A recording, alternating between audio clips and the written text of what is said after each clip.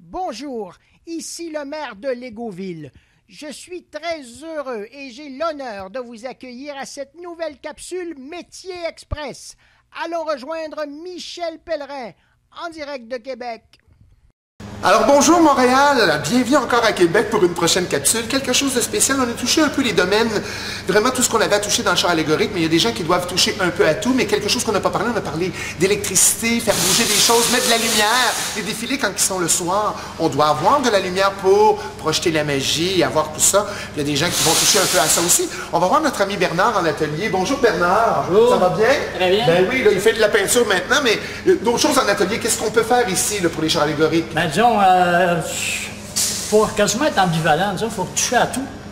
Disons de l'électricité, la menuiserie, pas la soudure, pas pour moi, mais il faut être de la peinture surtout, là, et puis il faut être, comment je pourrais dire, il faut absolument faire beaucoup de choses. Beaucoup de choses. Mais quand on parle de lumière, peut-être quand vous accrochez la lumière, disons, quand on l'installe, c'est un char allégorique, il faut tenir compte du sujet principal et puis la disposition des lumières sur le véhicule, qui est très important. Parce que, comme disait Michel, ça se produit le soir, disons, et puis il faut absolument dispenser les lumières comme il faut sur le char allégorique pour pouvoir avoir les personnages, parce qu'il y a des personnages aussi dessus. Et puis... Mais ces lumières-là, est-ce que c'est par une génératrice, il y a un système électrique ou une batterie? Comment ça fonctionne là-dessus? Pas de beurré. On va aller là-dessus. Actuellement, il n'y a pas de génératrice dedans. Mais si on prend connaissance, attendez un petit peu. Il y aurait une génératrice à l'intérieur de la boîte. Souvent, on va mettre les caisses de son ici parce que sur le côté, la grille est là pour que le son puisse sortir. Alors, la caisse de son est cachée ici. Effectivement, parce qu'il y a de la musique aussi.